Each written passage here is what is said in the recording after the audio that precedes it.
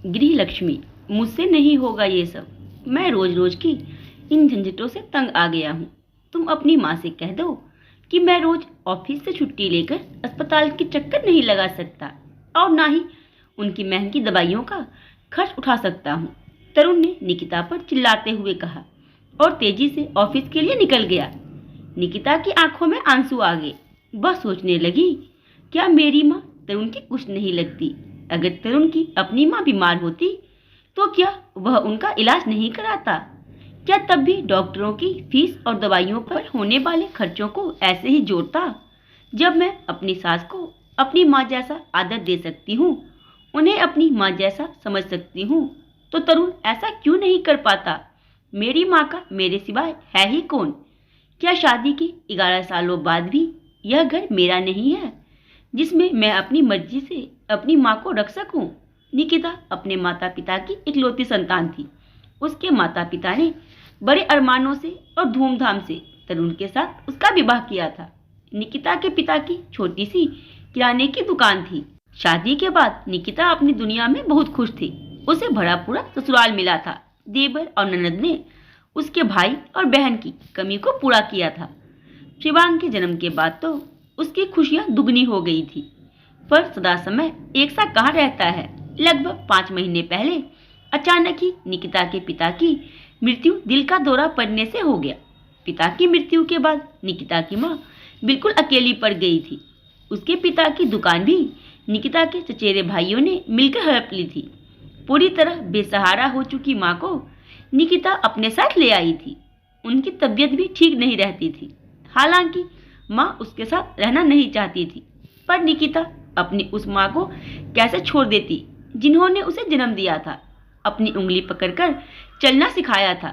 शुरू में तो सब ठीक चल रहा था, परंतु कुछ समय बाद ही निकिता की सास को छोटी छोटी बातें बुरी लगने लगी थी। तुमने अपनी माँ को चाय पहले क्यों दे दी? अपनी माँ को दूध क्यों दिया? मेरे पोते को अपनी माँ से दूर रखा करो।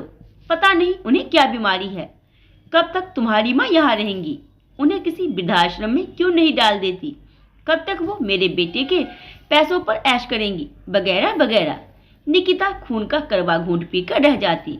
तरुण भी उसकी कोई बात न सुनता और अपनी माँ की ही हाँ में हाँ मिलाता। अब तरुण भी उससे खिजा खिजा ही रहता। आज भी तरुण ने कितनी बड़ी बात कह दी थी। निकिता को कोई रास्ता नहीं सूझ रहा था। क्या करे वह? क्या सच में अपनी माँ को किसी वृद्धाश्रम में डाल दे? पर वह जब अपनी माँ के बारे में सोचती तो उसका मन स्वयं को धिक्कारने लगता। क्या मेरी माँ के प्रति मेरी कोई जिम्मेदारी नहीं है? क्या माँ का कसूर सिर्फ ये है कि उनके पति नहीं है और वो एक बेटी की माँ है? बहुत देर तक सोचने के बाद निकिता एक निर्णय पर पहुंच गई।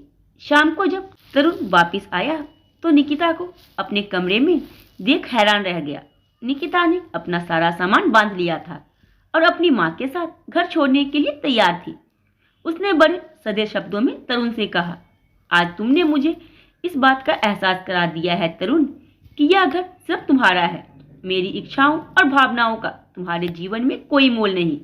तुम्हारा घर छोड़कर मैं अपनी सहेली शालू के घर जा रही हूँ। उसने मुझे अपने स्कूल में पढ़ाने का प्रस्ताव दिया है। अपने जीते जी मैं अपनी जन्मदात्री माँ को किसी वृद्धाश्रम में नहीं छोड़ सकती। तरुण ने तो इस परिस्थिति की कल्पना भी नहीं की थी। वह निकिता को कमजोर समझता था। उसे लगता था कि उसके ऊपर पूरी तरह से आश्रित निकिता उसे छोड़कर जाने का सपने में भी नहीं सोचेगी। पर यह क्या कह रही हो निकिता? घर छोड़कर कहाँ जाओगी? तुम्हारे बिना शिवांग को कौन संभालेगा? घर की देखभाल कौन करेगा? तरुण ने सकपकाते हुए कहा। सोच लो तरुण, यदि तुम्हें शिवांग की माँ चाहिए तो उसकी माँ की माँ को भी पूरा सम्मान देना होगा। जहाँ मेरा और मेरी माँ का सम्मान नहीं, वहाँ मैं एक पल भी नहीं रहूंगी। जहाँ तक शिवांग की बात है, मेरी ममता मेरे आत्मसम्मान के सामने तुच्छ है। तुम सब मिलकर उसका ध्यान रखोगे, ऐसा मेरा विश्वास है। निकिता ने दृढ़ शब्दों में तरुण को जवाब दिया और अपनी माँ का हाथ थामे दरवाजे की ओर बढ़ चली। मुझे माफ कर दो बेटी, मैं अपने पुराने विचारों के आवरण को हटा नहीं पा रही थी। आज मैंने तुम्हारी जगह अपने को रखकर सोचा तो मुझे एहसास हुआ कि मैं कितना गलत सोचती थी। आगे से मैं और तुम्हारी माँ अच्छी सहेलियों की तरह एक साथ एक घर में रहेंगे। तुम कहीं मत जाओ बेटी, क्योंकि बिना गृह लक्ष्मी के कोई भी घर हमेशा के लिए बिखर जाता है। निकिता के सास ने बड़े प्यार से निकिता को समझाते हुए कहा। आज तरुण और उसके परिवार को गृह लक्ष्मी का महत्व समझ आ गया था। तो निकिता ने सही किया या गलत, आप लोग अपने में जरूर दें। और अगर पसंद आई हो तो वीडियो को लाइक, वीडियो को शेयर करना ना भूलें।